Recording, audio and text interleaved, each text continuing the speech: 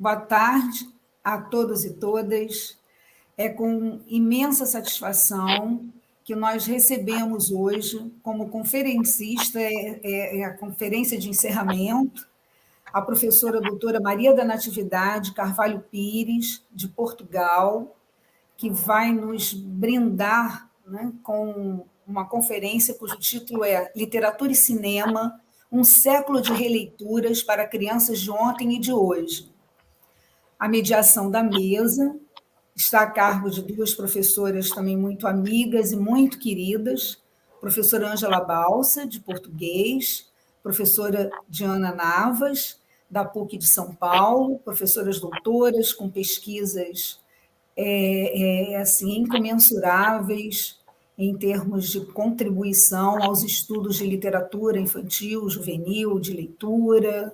Né? Então, é um prazer receber aqui no nosso segundo Encontro Nacional de Literatura Infantil, primeiro Congresso Internacional de Literatura Infantil, de uma certa forma da UERJ, né, com o tema Questões e Temáticas de Ontem e de Hoje. E eu passo a palavra às professoras Diana e Ângela, né, para que apresentem a atividade.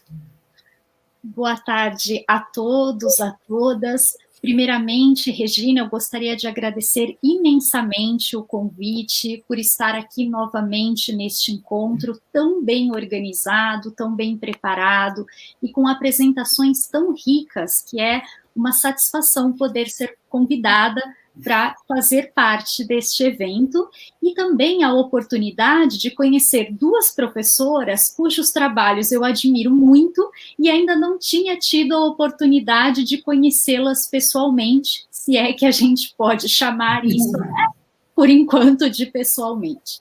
Mas agradeço muitíssimo o convite. Eu passo a palavra à professora Ângela para que ela dê as boas-vindas, e aí, na sequência, eu faço a apresentação da conferencista. Então, muito obrigada.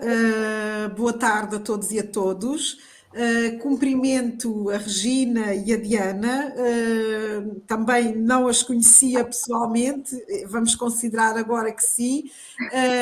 Também sou admiradora dos vossos trabalhos. Quero agradecer à organização o convite para mediar esta mesa. É um prazer imenso, sobretudo porque tenho o privilégio de mediar uma mesa onde a conferencista é uma grande investigadora, a professora Maria da Natividade Pires, e posso dizer também uma grande amiga. Portanto, é para mim um prazer duplo poder hoje estar aqui e creio que será uma excelente forma para encerrarmos este maravilhoso encontro. Passo então a palavra à Diana para poder então apresentar a nossa conferencista. Até já. Eu tenho o currículo da Natividade é extenso, é maravilhoso, então aqui eu vou fazer um breve resumo, de fato é uma síntese dessa bela trajetória que ela tem. Maria da Natividade Carvalho Pires é doutora em literatura portuguesa pela Universidade de Coimbra, mestre em literatura comparada portuguesa e francesa e licenciada em literaturas modernas pela mesma universidade. Ela atua como professora coordenadora da Escola Superior de Educação do Instituto Politécnico de Castelo Branco desde 1996, onde realizou provas públicas para acesso à categoria de professora coordenadora, em 1996, na área de literatura comparada, tradicional e infantil. Ela tem, neste instituto, lecionado em cursos de licenciatura e mestrado, disciplinas como literatura e sociedade, literatura para a infância, cultura portuguesa, língua portuguesa, aprendizagem da leitura e da escrita. Ela coordenou o projeto piloto Querer Ler, Poder Ler, e uma experiência em contextos formais e não formais, desenvolvido no âmbito do Plano Nacional de Leitura, e integrou também a equipe regional do Programa Nacional de Ensino do Português.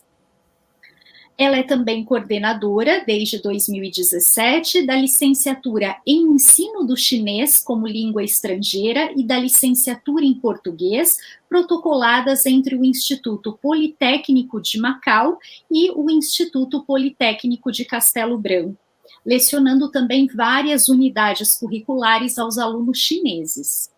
Tem participado ativamente de equipes de investigação, das quais aqui eu destaco o projeto de educação intercultural, a representação do outro nos livros do Plano Nacional de Leitura em Portugal, um projeto que é financiado pela Fundação para a Ciência e Tecnologia, e também o projeto europeu Erasmus+, e Mysteries, histórias policiais para envolver estudantes em leitura atenta usando dispositivos móveis.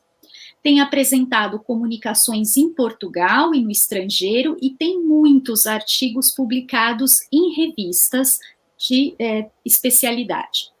E dentre as suas várias obras, em termos de livros, eu destaco aqui a obra História Crítica da Literatura Portuguesa, o Romantismo, escrita junto com Carlos Reis, e a obra Literatura Infantil e Juvenil, Formação de Leitores, em colaboração com a professora Ângela Balsa. Então, Natividade, é uma síntese, porque o seu currículo é belíssimo, Nós que conhecemos o seu trabalho, sabemos desse percurso, então agradeço em nome da comissão do evento a sua participação e passo a você a palavra. Muito obrigada. Boa tarde a todos. Começo por fazer um imenso agradecimento à professora Regina Micheli pelo convite que me endereçou e que muito me honra. Estou muito satisfeita por poder partilhar estes momentos convosco e agradeço toda a gentileza e todo o carinho que a Regina tem manifestado ao longo dos contactos que temos tido. Quero também agradecer aos colegas Flávio Garcia e José Nicolau Filho, da organização, felicitar toda a comissão organizadora por este excelente congresso, onde conseguiram reunir um imenso número de professores e investigadores, o que demonstra o impacto que efetivamente a vossa iniciativa teve neste público académico. Quero também manifestar a minha satisfação por poder partilhar esta sessão, sobretudo com as colegas Ângela Balsa, amiga de longa data, como ela própria já referiu, e com a Diana Navas, a quem agradeço as palavras que disse sobre o meu trabalho e também a enorme simpatia em todos os contactos que temos tido. Eu peço desculpa por começarmos um pouquinho atrasados, em parte a responsabilidade é minha, com dificuldade aqui de partilha do PowerPoint.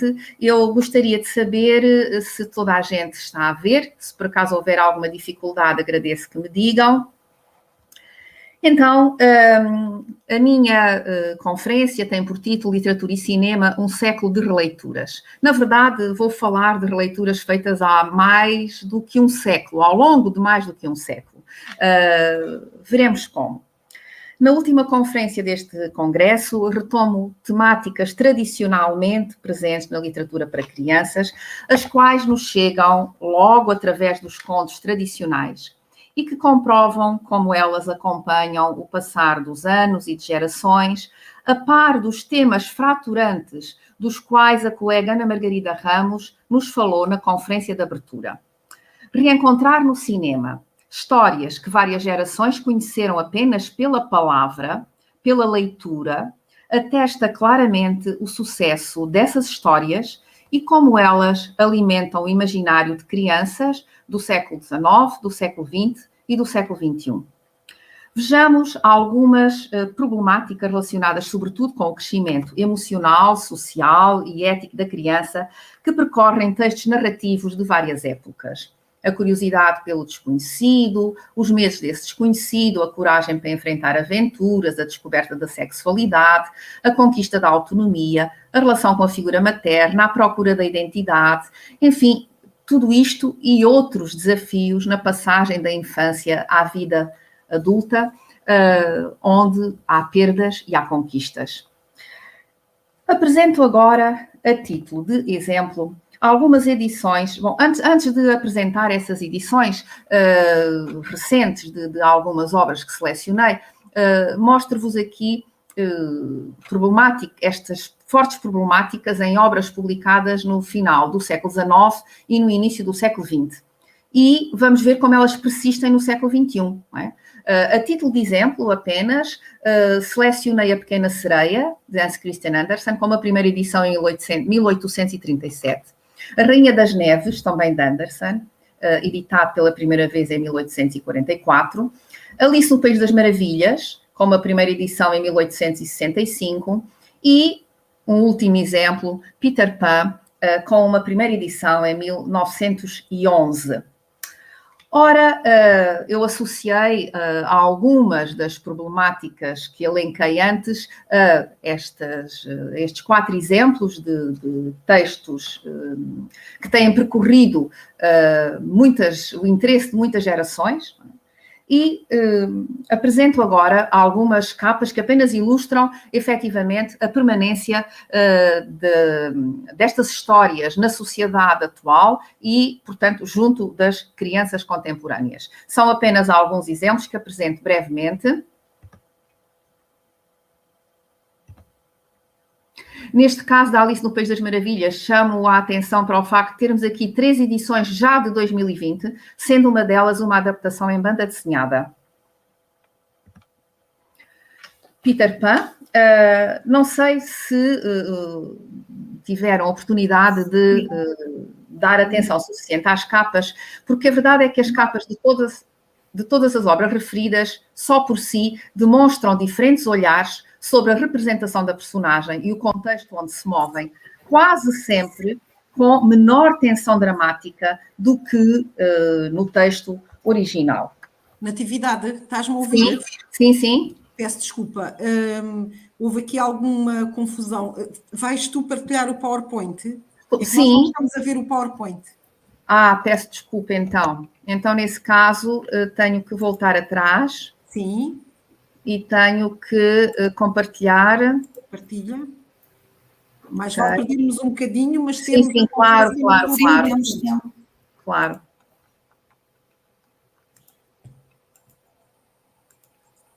Já estão a ver? Não. Então, é que fiz os procedimentos que tínhamos combinado. Portanto, era compartilhar. Sim. Portanto, eu vou novamente compartilhar a tela. Ir à janela. Janela. Clicar em cima do PowerPoint e partilhar. E agora? Continuam sem ver? Está a entrar. Ok, está a entrar, já conseguimos. Podes pôr... Então, nesse caso, eu vou voltar rapidamente atrás. Sim, tudo bem. Sim, e vou passar rapidamente. Portanto, elenquei estas problemáticas. Exato. Dei exemplos de 4 obras, todas elas publicadas, 3 publicadas no final do século XIX e uma publicada no início do século XX, associando algumas das problemáticas a estas 4 obras. Referi edições muito recentes que apenas ilustram, como eu dizia, a permanência do interesse por estas histórias. Natividade, muito bem. Passa lá, por favor, os slides. Nós estamos no slide 2. Estamos a ver no ecrã o slide 2. Tenta passar, por favor. Estou a passar. Aqui ainda não está a dar. As minhas colegas de mesa estão também... peço aqui, Diana. Para mim também está parado ainda. Agora, passa agora. Natividade. Sim, já estão a ver as capas? Não. Mas a tela aumentou. Há bocadinho. Sim. Continuam sem ver as capas? Continuamos, sim. Bom, então, não sei, talvez seja melhor partilharem... Olha, apareceram agora. Apareceram, ok, pronto. Então, vamos ver está assim. Está a funcionar. Podes continuar. Ok, não posso pôr em tela cheia. Se haver alguma coisa, eu interrompo, está bem? Está bem, muito obrigada. Nada, vamos a isso. Portanto, eu estava a chamar a atenção para as capas e para a forma como, através das capas, nós percebemos imediatamente como há uma representação diferente, uma representação mental traduzida depois no aspecto gráfico das personagens e elas demonstram como algumas das histórias são apresentadas de forma mais infantilizada do que outras, conforme as edições. Portanto, passei agora a Alice no País das Maravilhas.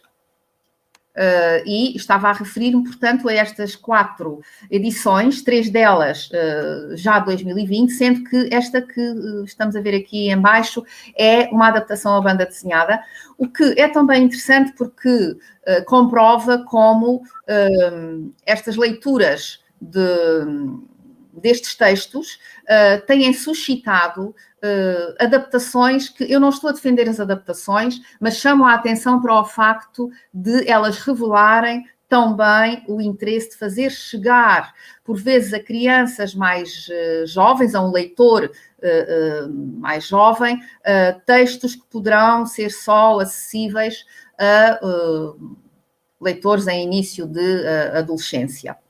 Bom, agora estou a projetar Peter Pan, espero que estejam a ver, e, portanto, era o último comentário que eu estava a fazer. As capas de todas as obras referidas só por si demonstram diferentes olhares sobre a representação da personagem e o contexto onde se movem, quase sempre com menor tensão dramática do que no texto original. Vejam como esta edição, é uma edição brasileira de 2020, que está aqui do lado direito, infantiliza realmente as personagens e o espaço, e pelo tipo de livro é também, ao nível do texto, certamente, eu não tive acesso ao livro, mas é certamente um texto muito simplificado. Num livro pop-up, também de edição muito recente, desaparecem, como é compreensível neste tipo de livros, desaparecem muitos dos episódios. Por exemplo, na simplificação que se faz da chegada da Wendy e dos irmãos à Terra do Nunca, não há agressão promovida pela Sininho, pelos ciúmes da Sininho, a Wendy. Depois ela é apresentada não como uma mãe, que é isso que dá uma carga dramática também intensa ao texto, mas como uma irmã, isto no momento da chegada à Terra do Nunca, e, por exemplo, no final, quando os meninos regressam à vida real, não é?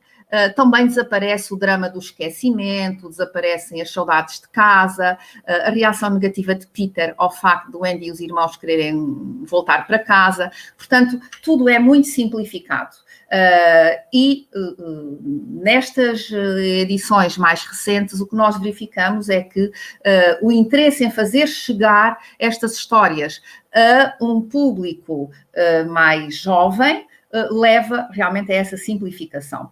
Seja uma boa ou má opção, a realidade é esta e comprova, portanto, o interesse que eu comecei por referir.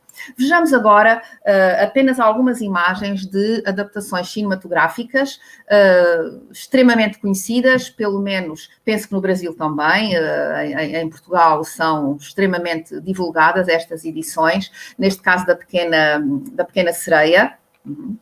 E há aqui uma situação muito interessante, portanto, o filme mais conhecido da Pequena Sereia é aquele de 1989, mas está prevista uma estreia de uma outra versão para 2023, em que a Pequena Sereia vai ser representada pela atriz Halle Bailey, portanto, uma atriz de pele negra, o que é muito interessante, não é? Porque é a primeira vez que teremos um filme com uma sereia que não tem pele branca, também não sabemos qual seria a cor da pele das sereias, não é? Portanto, não tem necessariamente que ser branca, mas isto ilustra como os conceitos de inclusão e não discriminação surgem nas adaptações cinematográficas mais recentes. Também temos aqui um exemplo de uma adaptação da Rainha das Neves, de 2005, e numa adaptação bastante livre deste texto de Anderson, temos a famosa Frozen, não é? Esta personagem feminina é, como provavelmente toda a gente viu o filme, ela desafia os medos, ela, a partir de determinada altura, enfrenta todos os perigos. Não é? E o que nós temos é realmente um sucesso enorme deste filme, de tal maneira que foi até ao início de 2021, foi o filme que mais bilhetes vendeu na história da Disney. O filme que mais bilhetes vendeu pelo levantamento feito em janeiro de 2021.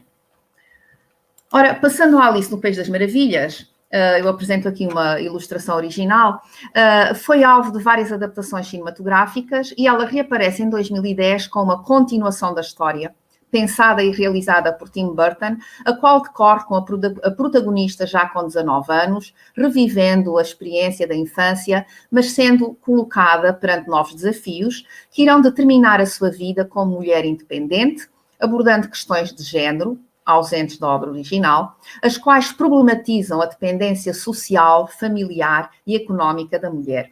O sucesso deu origem, em 2016, à sequência Alice do Outro Lado do Espelho, baseado também no livro de Carol com o mesmo título, mas tratando-se de um filme com uma violência bastante mais forte do que aquela que, pelo menos eu, como leitora, imaginei quando li o texto literário.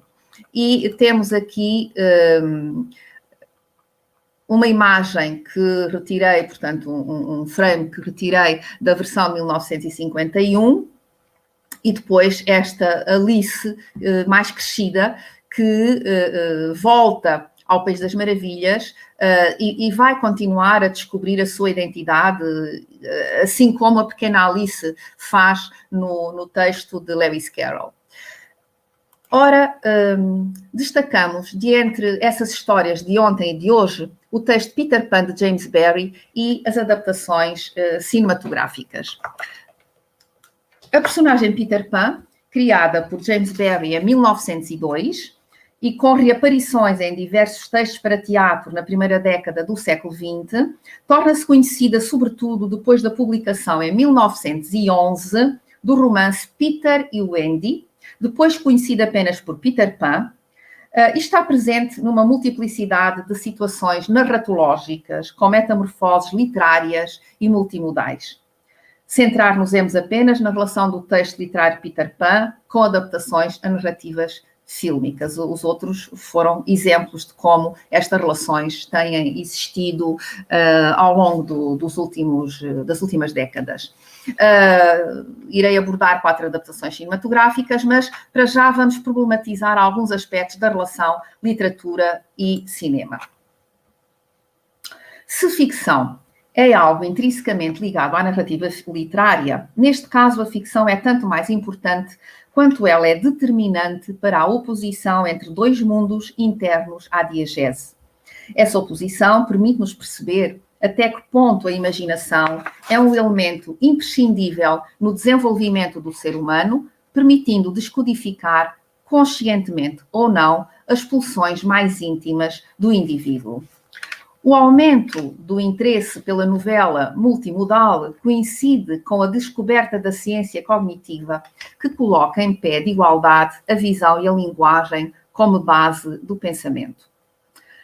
No caso da construção da personagem, as narrativas multimodais, cujo suporte físico é não o papel, mas a tecnologia fílmica, contam em primeira instância com o corpo físico do ator que se escolhe para a sua representação. Alto ou baixo, gordo ou magro, loiro ou moreno, cabelo liso ou encaracolado, etc. Em relação à personagem Peter Pan, nenhuma das características é referida no texto literário. Elas são, portanto, resultado inevitável dos média narrativos, portanto, do suporte técnico da narrativa. Acrescem ainda as expressões do rosto, a música que acompanha os comportamentos da personagem, os ritmos narrativos e outros recursos que intensificam a sua dimensão semântica, mais ou menos próxima da representação literária. A marca distintiva mais forte da famosa personagem Peter Pan é a possibilidade de ser sempre criança, algo só possível na ficção e, por isso, símbolo de algo inatingível no mundo real. Mas essa é apenas a característica mais óbvia da personagem associada ao mito, eternamente criança, eternamente feliz, que domina o imaginário do ser humano, reafirmado sobretudo pela versão cinematográfica da Disney de 1953. Trata-se de uma redução da dimensão simbólica desta personagem, bastante mais complexa na sua origem literária. Ora, o espaço desempenha papéis importantes na construção da narrativa de James Barrie e na identidade da personagem Peter Pan. A personagem só ganha o seu valor simbólico completo quando associada ao espaço que é a Terra do Nunca. A representação das relações entre mundos reais e mundos para lá do real, das formas de ver a infância e a idade adulta, do mito da eterna infância feliz e o seu complexo reverso de solidão, é também conseguida através do espaço como estratégia narrativa de oposição entre estas dualidades. A localização do sítio onde Peter vive não é vinculada a espaços específicos. Por isso, quando Andy lhe pergunta onde ele vive, Peter responde: na segunda à direita e sempre em frente até de manhã. O que surpreende o Andy, a qual lhe pergunta se é o que as pessoas escrevem nas cartas quando lhe escrevem. A indefinição do lugar salienta a sua não ligação a um espaço real. A verdade é que Peter não tem ninguém que lhe escreva. O espaço do mundo real é o espaço do crescimento do indivíduo, do tempo que passa, das responsabilidades. O espaço do mundo para lá do real, que é a Terra do Nunca, não surge representado como uma ilha por acaso. A ilha pode estar perdida no oceano, isolada das rotas terrestres, mais inacessível, preservando micro-organizações sociais, culturais e ecossistemas. A esta ilha só se chega voando. Mesmo os barcos, em viagens longas, não navegam no mar, mas voam pelo ar. Neste microsistema global, é mais plausível que a infância não se confronte com as regras da sociedade que os adultos determinam. Também só aí se pode acreditar no mito da eterna infância, onde, de qualquer maneira, há perigos para encarar e para enfrentar. Só que são encarados como aventura. Mas quando esse mundo se confronta com o real, onde existem famílias, mães que contam histórias e que beijam os filhos, esse mundo para lá do real perde consistência pelo reverso de solidão que implica, ou pelo menos perde atratividade. Ser sempre criança só faz sentido no espaço específico da Terra do Nunca. Por isso, mas os adultos não conseguem apagar da sua memória estas referências. E por isso a senhora Darling, mãe da personagem Wendy, recorda vagamente a imagem de um rapazinho parecido com aquele que a filha lhe descreve e que conhecera na infância. Ora, nós vamos então encontrar várias reelaborações da personagem Peter Pan. Ela é a personagem metáfora da eterna infância, muitas vezes simplificada nas adaptações cinematográficas, cujos destinatários, em primeira instância, poderiam eventualmente não ser sensíveis à complexidade da personagem literária. Talvez seja essa preocupação com o destinatário que levou os diversos realizadores a retirar alguma densidade psicológica à personagem. Nos momentos nucleares da evolução da ação, Peter é representado de formas muito diversas nas várias adaptações cinematográficas desta obra. Vamos referir, portanto, filmes de 1924, 53, 2003 e 2015. A personagem literária tem uma personalidade complexa, vivendo dilemas sobre responsabilidade e irresponsabilidade, manifestando ora ingenuidade, ora astúcia, revelando umas vezes pudor, outras sensualidade. Estas dimensões surgem em alguns momentos das várias narrativas fílmicas, mas de forma, como disse, mais simplista do que no texto literário. No entanto, a última versão que eu referi, não vou abordá-la para já, porque tem determinadas características bastante diferentes. Ora, em todas estas narrativas destacamos estes 5 momentos. A chegada de Peter ao quarto das crianças da família Darling, a relação de Peter com as figuras femininas, e portanto temos o Andy, temos o Sininho, temos as figuras das mães, e depois em particular a figura da senhora Darling, a chegada à Terra do Nunca, a luta no barco contra os piratas e o regresso a casa, ou seja, o espaço da realidade. Cada um destes filmes tem particularidades a destacar logo numa primeira abordagem. A adaptação de 1924 corresponde à primeira realização cinematográfica, é um filme mudo, a preto e branco. A segunda é um filme de animação, com personagens, portanto, que, como já disse, perdem alguma densidade psicológica. A terceira, de 2003, é uma narrativa que vincula fortemente a ação em termos socioculturais ao início do século XX, portanto, à época em que a obra foi escrita. E porquê? Porque se salientam preocupações educativas que são muito distintas em função de as crianças serem rapazes ou serem raparigas. O filme inicia-se com um episódio que não consta do texto literário. A visita de uma tia que decide levar o Andy para a sua casa, já que tem mais poder económico, para lhe dar a educação que uma jovem deve ter. Este episódio reforça, por um lado, o contraste entre um espaço onde se pode ser sempre criança, a terra do nunca, e outro que exige que se comece cedo a deixar de o ser e a regermos-nos por outras exigências de comportamento. Por outro lado, reforça o facto de Wendy começar a deixar de ser uma menina e estar a tornar-se numa mulher, o que terá uma série de implicações na sensualidade e sexualização da sua relação com Peter, portanto, neste filme de 2003. Quanto à quarta adaptação de 2015, ela estabelece um forte contraste com a obra literária original e com estas adaptações cinematográficas.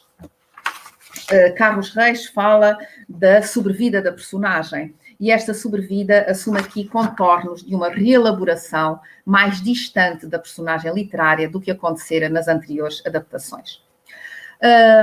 Clarifico que não contemplo o filme Hook, de Spielberg, com a realização de Spielberg, e que saiu em 1991, porque o enfoque, como o título indica, é na personagem do Capitão Gancho e não em Peter Pan. Ora, vamos então ver como é que nos aparece a chegada de Peter ao quarto das crianças da família Darling. O texto de Barry cria no leitor uma enorme expectativa em relação à personagem de Peter, ainda antes de ele surgir fisicamente, já que, ao caracterizar-se a família que vai conhecer Peter, se refere que nunca houve uma família mais simples e feliz até à chegada de Peter Pan. O que nos dá logo o indício de que ele vai trazer um desequilíbrio à situação. A alusão a esta personagem, que ainda é desconhecida, é o suficiente para fazer prever esse desequilíbrio. E a senhora Darling, portanto a mãe dos meninos que ele vai visitar, ouve pela primeira vez falar da personagem quando estava a arrumar as ideias dos seus filhos, o que é uma expressão que surge no texto literário e que desaparece completamente das adaptações cinematográficas e que é muito interessante, não é? Porque ela arruma as ideias dos filhos, algo secreto, não visível para todos e que só uma mãe consegue aceder. Ora, eles aparecem, portanto, na cabeça dos filhos. Desculpem, o Peter Pan surge na cabeça dos filhos. Ora, outro indício da aproximação da personagem àquela família é o facto de, uma manhã, se terem encontrado folhas no chão do quarto das crianças junto à janela. Folhas essas que a senhora Darling analisou minuciosamente e percebeu que não pertenciam a nenhuma árvore que crescesse em Inglaterra. Ora, começa a constituir-se um indício da pertença da misteriosa personagem a um espaço desconhecido.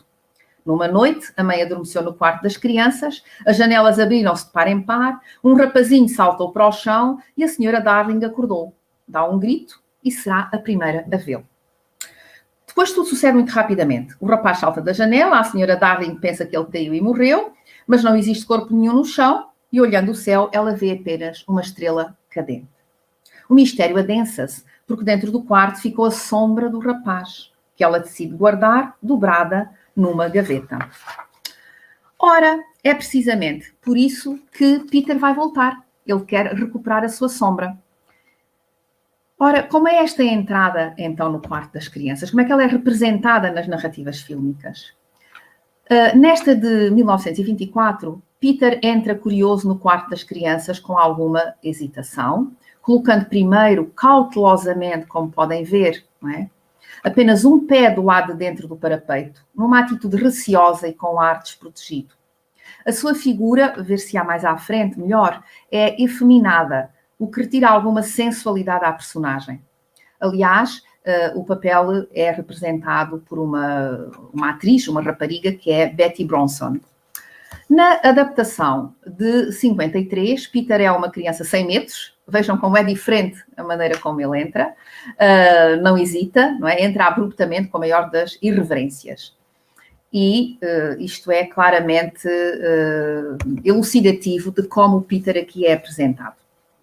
Mas, em 2003, Peter é consideravelmente mais cuidadoso e transmite uma sensação de personagem misteriosa desde o primeiro momento. Nas imagens vemos, primeiro, só os seus pés a ultrapassarem o parapeito da janela, depois o corpo a contraluz e só num terceiro momento conseguimos ver o seu rosto. Este rosto tem uma expressão indefinida que deixa o espectador um pouco inquieto, dividido entre a ingenuidade, a atitude destemida e a beleza perturbadora da personagem. Na narrativa fílmica de 2015, este episódio não existe sequer. Não surge a casa da família Darling e o Andy também não existe. E, portanto, vou deixar para o fim a referência a este filme. Ora, quanto à relação com as figuras femininas, logo no momento em que Peter chega ao quarto das crianças da família Darling, esta personagem define-se tão bem pela relação que se estabelece entre ele e duas figuras femininas, pertencentes a dois mundos diferentes, o Andy e Sininho. O Andy, a menina Darling, pertence ao mundo real, enquanto Sininho, a fada, pertence ao mundo ficcional. Mas, tanto em relação a uma como a outra, Peter mostra-se egocêntrico. As personagens femininas são mais decididas do que Peter, e o facto de ele não entender a atração que tanto Andy como Sininho sentem por ele revela a sua infantilidade e pouca maturidade, mas também como está sempre centrado nos seus interesses pessoais e nunca nos sentimentos dos outros. Peter considera-se mais inteligente do que todos os outros e conserva esta característica nas narrativas fílmicas de 1924, 1953 e 2003. Vejam aqui que depois do Andy cozer a sombra que ficara guardada na gaveta do quarto ao corpo de Peter, este esquecendo-se de imediato que essa recuperação se devera à menina, vangloria-se, que esperto que eu sou. Esta frase mantém-se noutros diálogos de outras versões fílmicas. Não é? Vejam, por exemplo, aqui, nesta de 2003.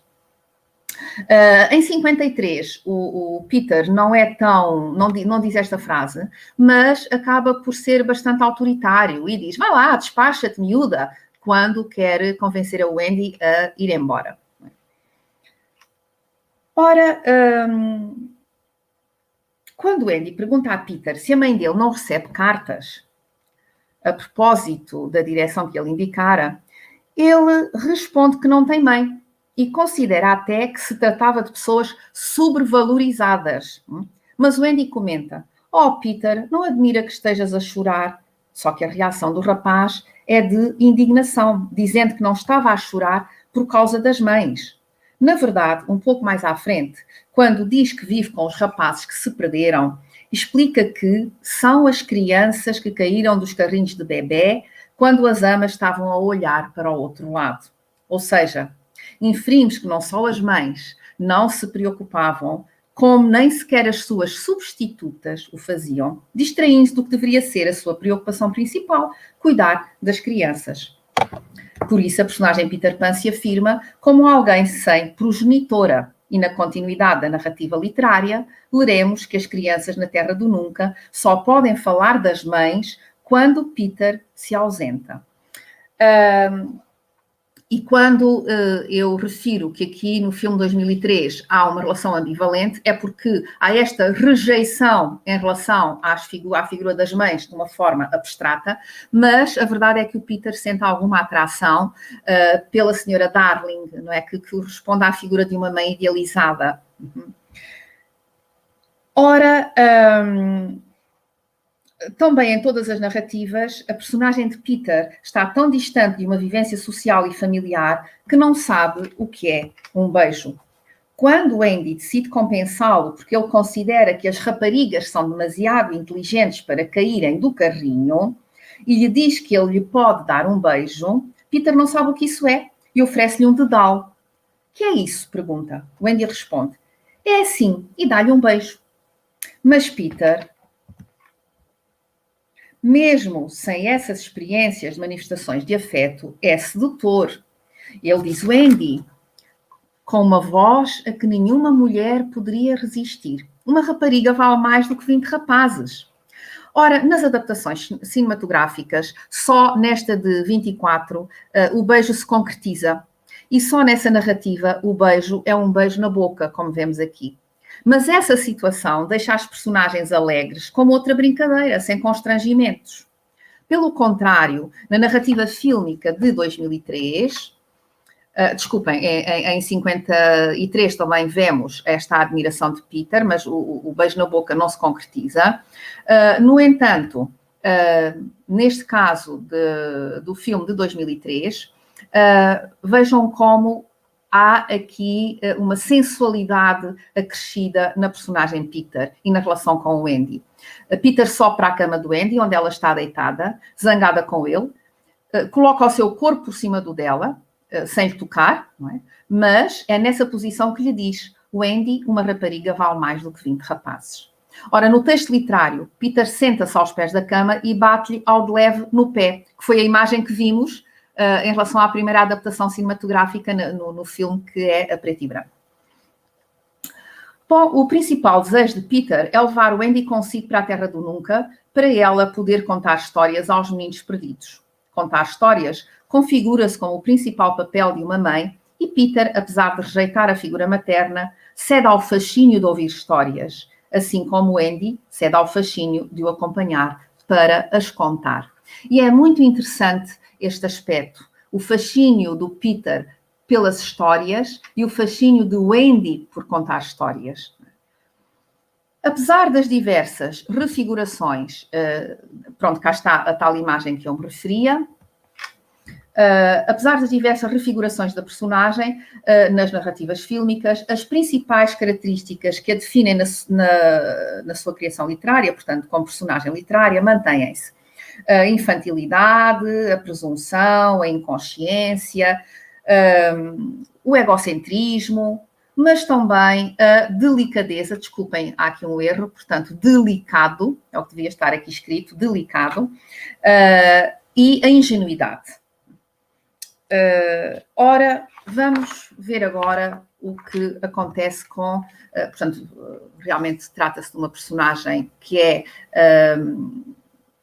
bastante sedutor no texto literário, logo à partida, mas que é depois, sobretudo, na versão de 2013, em termos de filmes, que nós encontramos a personagem realmente com essa dimensão bastante destacada.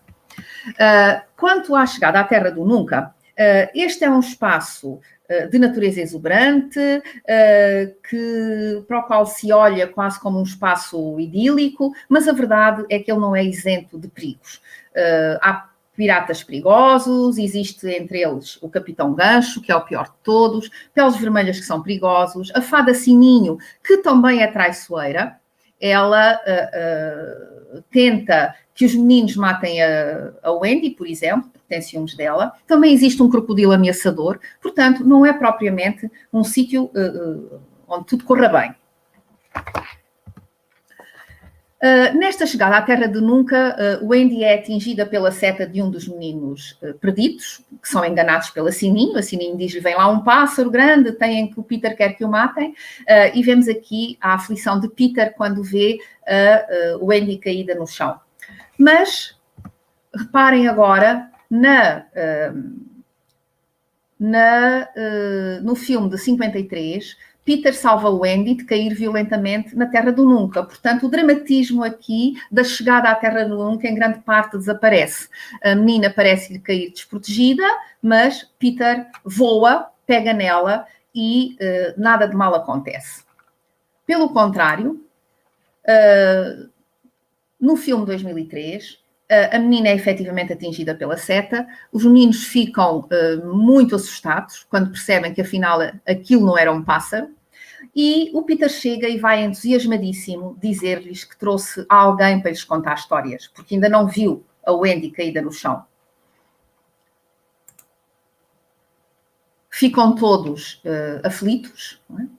Vejam o ar desanimado de Peter, e é assim que é apresentada, destas 3 formas bastante diferentes, a chegada do Wendy à Terra do Nunca.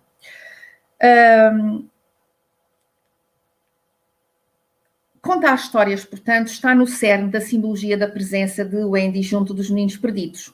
Ela assume-se também com o papel de mãe que cuida da casa, das roupas e da comida das crianças, numa posição ambígua junto de Peter, que tem o papel de pai das crianças. Isto no texto literário. Aliás, ele pergunta muito assustado, precisamente porque não gosta de ter responsabilidades. É só te faz de conta que eu sou pai deles, não é? E diz que os seus sentimentos por Wendy são os de um filho dedicado. Portanto, Peter mantém-se uma personagem que não quer assumir responsabilidades em qualquer uma das narrativas que analisamos. Vamos ver agora o que acontece na luta contra os piratas. Peter surge-nos destacado também pelo olhar de outra personagem. E aqui neste caso, vejam como, por um lado, Wendy aparece como alguém que não fica muito assustada com o Capitão Gancho e com os piratas. Ela mostra um ar relativamente arrogante para mostrar que é corajosa, mas a expressão que vem aqui no segundo frame é a de uma enorme admiração por Peter. Ele está a lutar contra os piratas e é através deste olhar de admiração e este entusiasmo de Wendy que Peter é valorizado. Na versão de 53, acontece exatamente o contrário. A Wendy tapa os olhos. Mas a verdade é que tapar os olhos também valoriza a coragem do Peter, porque ele está a viver coisas tão terríveis que ela nem sequer consegue olhar. Não é? Portanto, é um processo ao invés, mas que tem o mesmo resultado. Se virmos o que acontece no filme 2003, o Wendy aparece mais destacado, o papel do Wendy. Afinal, toda a gente precisa de uma Wendy, o Capitão Gancho também, não é? E precisa de uma Wendy também para lhe contar histórias. Ela enfrenta-o e quando Peter é atingido, não é? Ela fica muito aflita, não é? Pensa que ele morreu, corre para ele e é neste momento que ela lhe dá um beijo na boca. E nesse momento Peter acorda, cheio de energia, e vai de novo continuar a sua luta contra os piratas. Ora bem, e nesta altura é o Wendy que lhe diz como você é esperto. No seu olhar reluz toda a singularidade de Peter e o encantamento que ele desencadeia nos outros. A vertente sedutora desta personagem é de novo realçada pela postura elegante e destemida, pelo olhar sensual e expressão convicta. E creio que só uma narrativa multimodal poderia conferir à personagem a densidade que neste momento ela transmite ao espectador. Agora, quanto ao regresso ao mundo real, a despedida de Peter dos Meninos Perdidos, que decidem ficar no mundo real, e a despedida do Wendy, no filme de 1924, é apresentada desta forma. Há aqui um aspecto que eu tenho que destacar, que surge no texto literário e que depois surge sempre também nos filmes, que é o facto da janela do quarto ficar sempre aberta.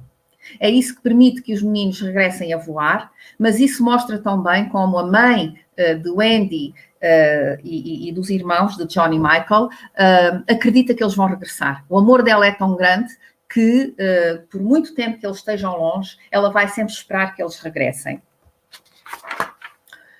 Ora, Peter é o único dos meninos perdidos, como sabem, que não quer ficar a viver com a família Darling, recusando radicalmente a possibilidade de ir à escola, trabalhar e crescer. E aqui vemos-lo do lado de fora da janela, ele está aqui, do lado de fora da janela, observando as outras crianças, junto dos 3 irmãos e da família. Não é? Ora, ele também está afastado emocionalmente, está afastado em termos de espaço e emocionalmente. Vamos passar para mais algumas imagens do momento da partida do Peter. Eles despedem-se, os 2 meninos despedem-se, dizem adeus, e a última imagem é o Peter novamente, aqui não se distingue muito bem, mas é Peter novamente na Terra do Nunca, na sua cabana, a tocar música, como se fosse o Deus Pan, não é? Bom, tenho que andar um pouquinho mais rapidamente. No filme 53, vemos a Wendy muito nostálgica, não aparece uma despedida de Peter Pan, portanto, essa dimensão que é emocionalmente muito forte no texto literário e também no primeiro filme e no de 2003, como vamos ver a seguir, neste desaparece. Portanto, esta versão da Disney é claramente mais infantilizante. Não é? E a menina vira-se para o pai e diz: estou pronta para crescer. O que marca realmente esta separação de Peter. Não é? Depois vemos apenas um barco que voa pelos céus e a família unida a ver o barco afastar-se, que será onde vai Peter. Quanto ao filme de 2003, vejam que o olhar, a perspectiva que nos é dada é completamente diferente. O foco é completamente diferente. Aqui nós estamos a ver a família através do olhar de Peter, não é? E depois a seguir temos logo a imagem ao contrário, não é? A perspectiva contrária, que é o rosto de Peter nostálgico, não é? A olhar para aquela família, que é algo que ele nunca teve. Mas, rapidamente, ele muda de ideias, não é? E assim que vê Sininho, esquece-se daquela nostalgia e decide ir embora. A Wendy vem a correr à janela para se despedir dele, chama-o Peter, Peter, e diz: não vais nunca esquecer-me, não. E ele diz que não, eu esquecer nunca.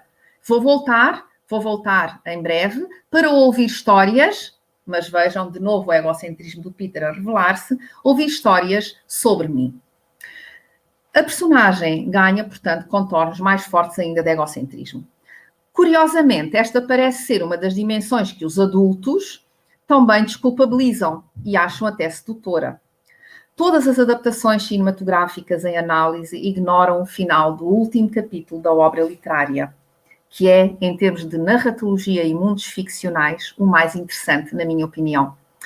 Peter, no texto literário de James Barrie, regressa regularmente durante alguns anos para levar o Andy consigo durante uma semana para a Terra do Nunca. Depois, vai-se esquecendo deste compromisso. Um dia, quando volta, o Andy já é adulta e ele suspeita de uma mudança que o assusta. O Andy já tem uma filha e Peter enfrenta pela primeira vez a consequência do passar do tempo, mas fica infantilmente contente com a substituição do Andy pela sua filha Jane. Depois, quando Jane também já é adulta, é a filha desta, Margaret, que ele leva consigo para a Terra do Nunca. E, quando Margaret crescer, irá ter uma filha que será, por sua vez, a mãe de Peter. E citei James Barrie. Esta é a condição humana que encerra, com algum dramatismo emocional, a obra literária, mas que se dilui nas adaptações cinematográficas. Bom, vamos ver mais rapidamente do que eu gostaria o filme de 2015, Viagem à Terra do Nunca.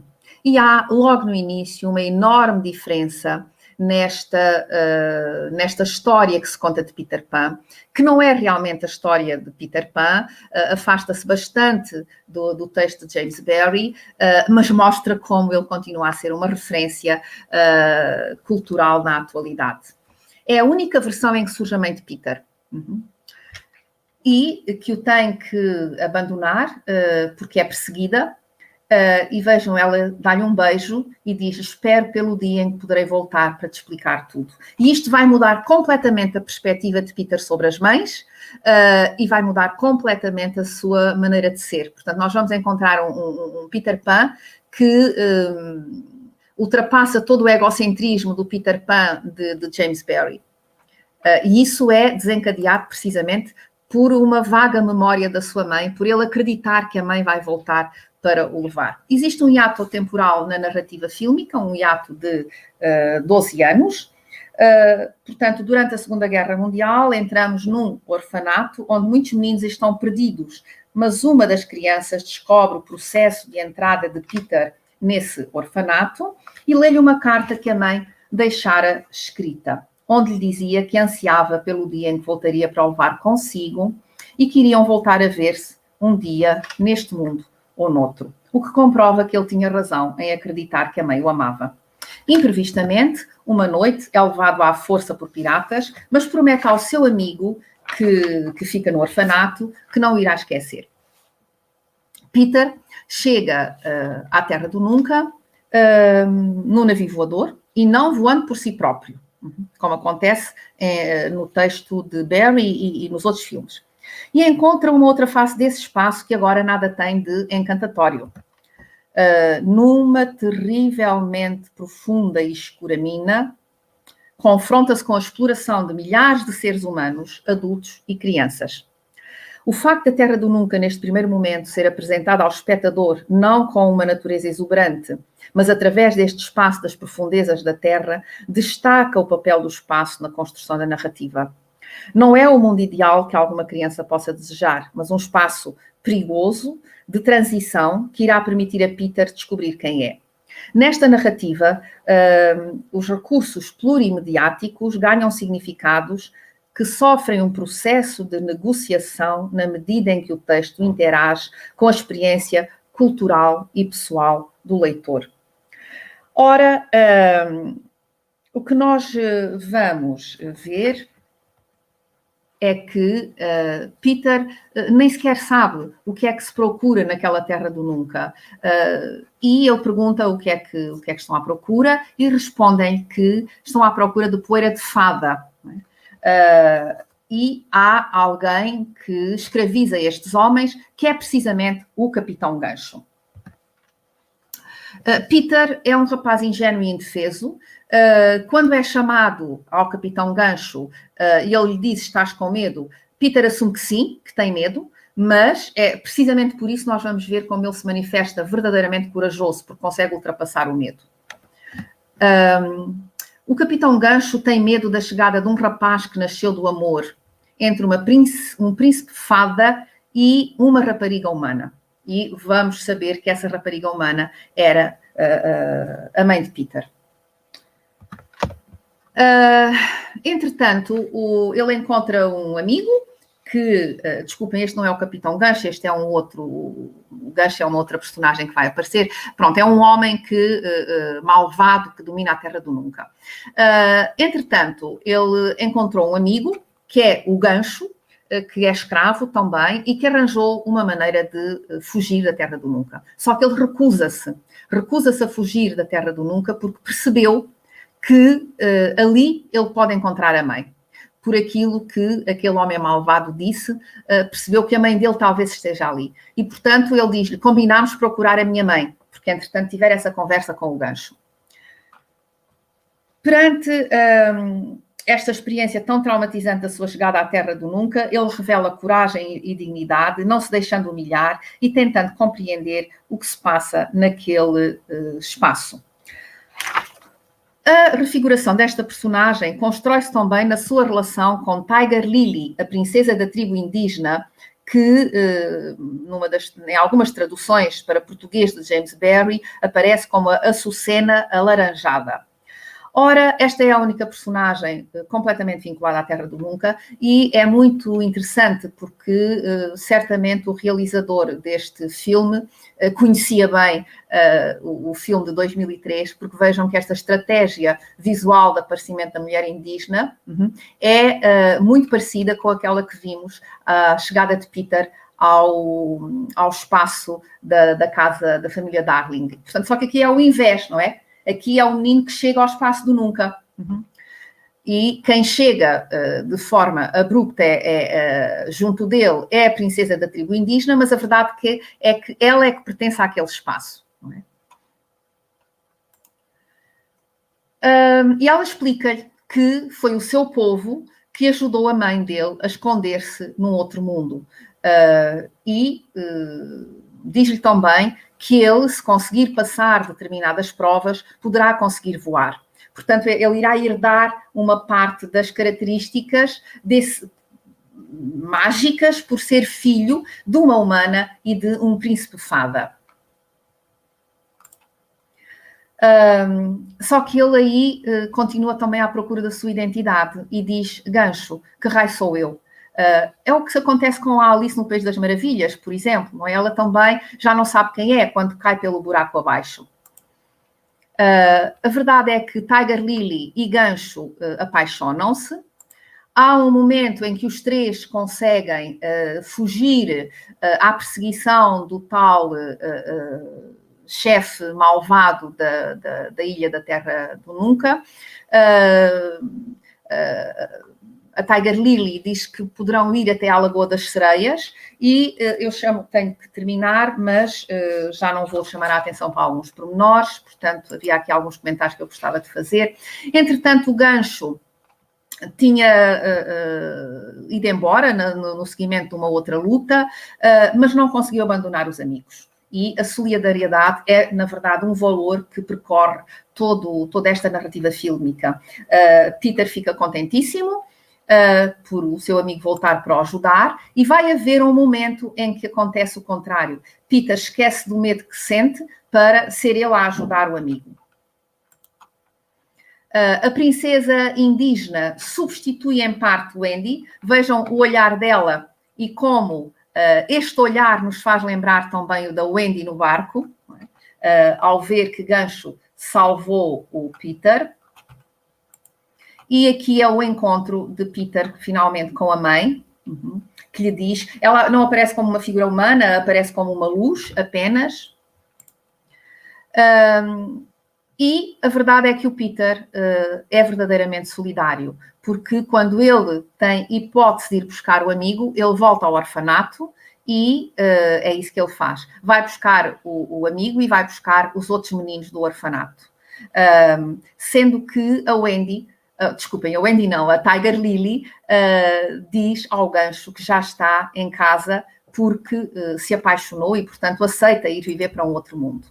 E eles partem no barco como uma família e o barco como sendo uma casa. E agora só mesmo mais 2 minutos para fazer uma breve referência ao trabalho prático com crianças do 4º ano de escolaridade, realizado por uma aluna minha de mestrado, em que ela pretendia verificar as opiniões e representações que as crianças constroem quando contactam com uma história através do texto literário e também através de adaptações cinematográficas, e eu só vos mostro isto. No texto literário, a única descrição que existe de Peter é esta. Era um rapazinho encantador, vestido com nervuras de folhas e coberto pela seiva que escorre das árvores. Mas a coisa mais intrigante acerca dele é que ainda tinha os dentes de leite.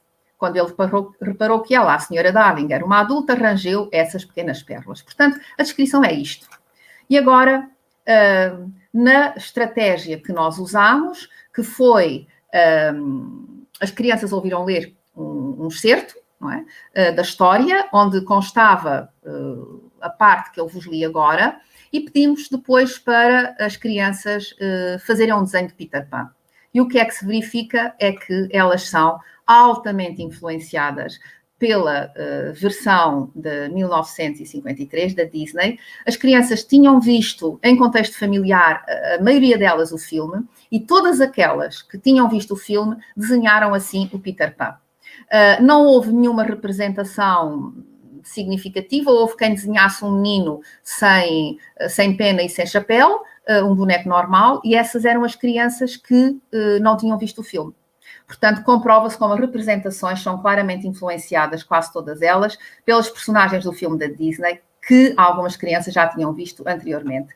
O que não lhe retira ao fascínio que a personagem literária conquistou para gerações anteriores. E, portanto, eu termino assim a minha intervenção, pedindo desculpa por me ter alongado, mas, na verdade, estas crianças atuais fazem também construções mentais das personagens da obra literária que podem ser um pouco condicionadas ou muito condicionadas pelo cinema, pelo acesso a estas histórias através do cinema, mas a verdade é que estas versões cinematográficas potenciam também o fascínio por estas histórias que nos vêm do século XIX e dos princípios do século XX. Muito obrigada. Aqui algumas referências bibliográficas e termino. Muito obrigada, professora Natividade Pires, por esta excelente e maravilhosa conferência. Sinto-me realmente uma privilegiada por ter tido a oportunidade de assistir a esta análise fantástica que fez entre a literatura e o cinema, centrando-se aqui no Peter Pan, e não só na obra literária, mas também em 4 filmes que foram beber, digamos assim, à obra literária, mas não esquecendo também no início da conferência como estas obras continuam a ser tão importantes ainda hoje e como há esta tentativa de aproximar obras que nós podemos talvez pensar que não são obras só para crianças, ou melhor, não são de todo obras só para crianças, e como essas adaptações para crianças acabam por nos chegar através de algumas publicações, e publicações essas cada vez para crianças em faixas etárias menores, não é?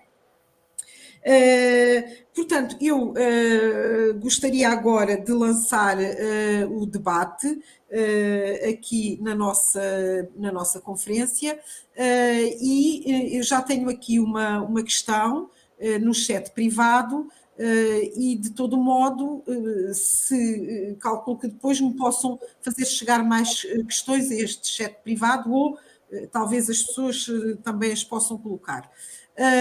Portanto, eu começo por uma questão de Ivonete Bueno, que nos diz assim: os filmes que mostram o retrocesso da etapa de nossas vidas seriam para mostrar que sempre teremos um vínculo de nossas descobertas dos projetos de vidas que nascem em nossa infância?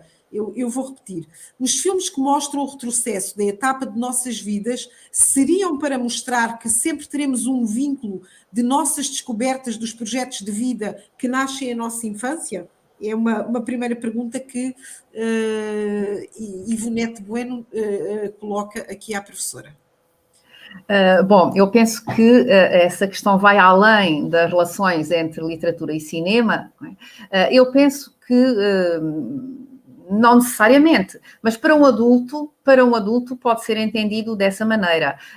A criança, tudo depende do leitor ou do espectador. Pronto, neste caso, podemos falar de leitor, podemos falar de espectador, dependendo se nos estamos a referir aos livros ou aos filmes. Mas eu creio que o adulto não consegue deixar de associar este tipo de histórias a memórias de infância, mas também há alguma nostalgia que nós vamos elaborando ao longo da vida. Não é? A criança que vê este filme, ou estes filmes, ou que lê estas histórias, gosta delas independentemente dessa situação, não é? Porque ela é criança. E, portanto, penso que o objetivo não será necessariamente esse. Nós, como receptores, é que lhe o podemos atribuir, não é? Como receptores é que podemos ou não colocar essa dimensão no texto ou no filme. Claro que o escritor ou o realizador também poderão sentir essa necessidade ou esse desejo de colocar no texto literário ou colocar na narrativa fílmica essa dimensão. Mas, enfim, penso que isso é essencialmente colocado do lado do receptor, não é? Muito obrigada.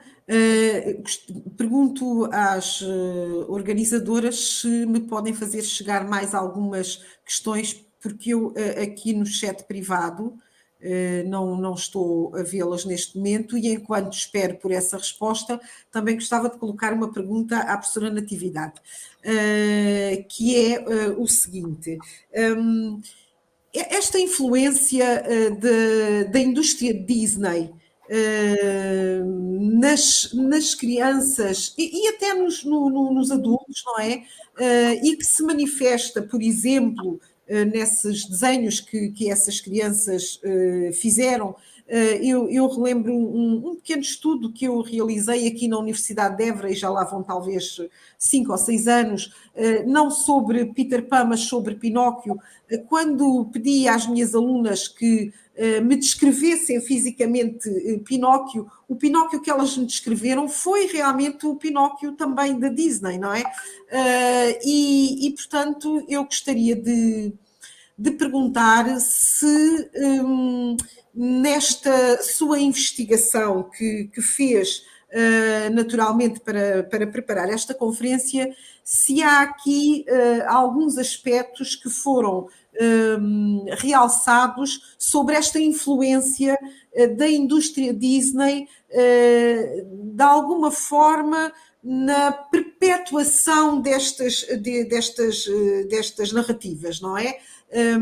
Se isso de alguma forma encontrou alguma referência a isso, porque a mim parece-me que há uma forte influência desta indústria na perpetuação destas narrativas e na chegada delas até ao século XXI, e não de outras que certamente existirão, não é?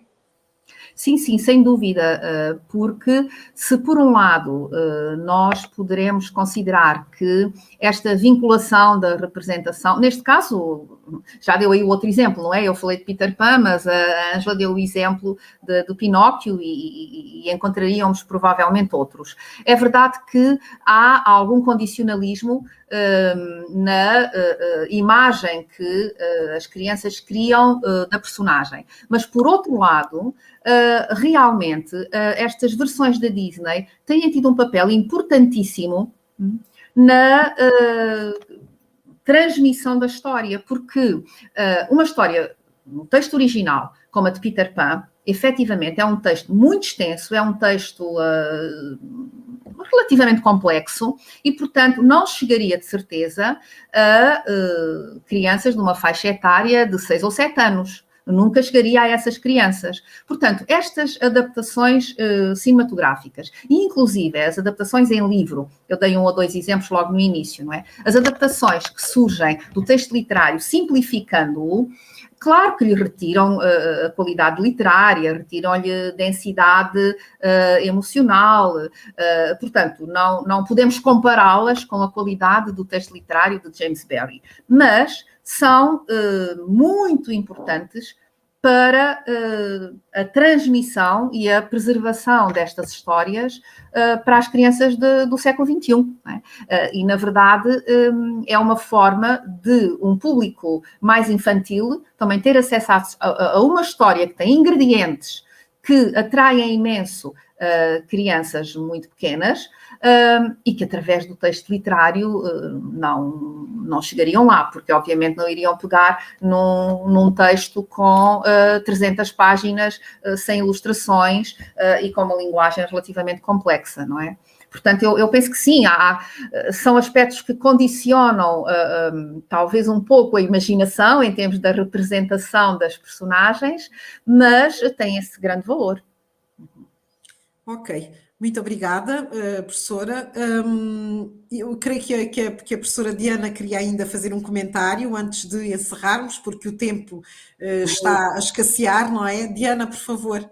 Sim, Ângela, eu gostaria, Natividade, de parabenizar e, acima de tudo, trazer todos os comentários nesses meus parabéns das pessoas que estão nos assistindo. São muitos os comentários positivos, né, que estão encantados com a sua conferência, com essa análise comparada que você faz.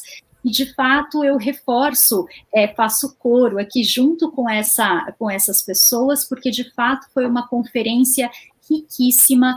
Como faço minhas palavras da Ângela, que me senti privilegiada de poder estar aqui e poder compartilhar dessa mesa. Então, é só agradecer mesmo a você e agradecer também, mais uma vez, a Regina, a Ângela e a todos que estiveram aqui conosco. Muito Diana. obrigada. Muito obrigada, professora Diana, muito obrigada, professora Ângela. Os vossos comentários e agora a intervenção da professora Diana, tão elogiosa, deixam-me também muito satisfeita. Espero realmente que quem está a assistir tenha mesmo achado interessante e que eu tenha trazido alguma coisa de novo. Pelo menos foi esse o meu objetivo e trabalhei bastante para isso. Muito obrigada, muito obrigada. Obrigada também. Da minha parte, despeço-me, mas as despedidas finais vou dá-las à professora Regina, agradecendo também mais uma vez este convite que tanto me honrou e este prazer enorme de ter estado aqui hoje esta tarde. Regina, por favor. Eu quero agradecer imensamente. Na atividade, você fez um percurso brilhante e chegou, inclusive, a mostrar a recepção dessas crianças. Você chegou até a sala de aula. Assim, eu me confesso que eu fiquei fascinada, né, por esse percurso todo. Você não escolheu uma releitura, você escolheu várias releituras em diferentes suportes, em vários anos. E chegar até a sala de aula, né, por meio de uma orientanda, de uma mestranda sua, assim, foi um belíssimo percurso. Várias pessoas aqui no chat estão sinalizando isso, o encantamento com a sua palestra, o privilégio. Olha, estou vendo por um acaso algumas palavras. Incrível, nós é que agradecemos. Assim, as pessoas elas não estão apenas agradecidas, elas estão encantadas, né? Mais do que agradecida, uma das palavras que surgiu ali é gratidão, né?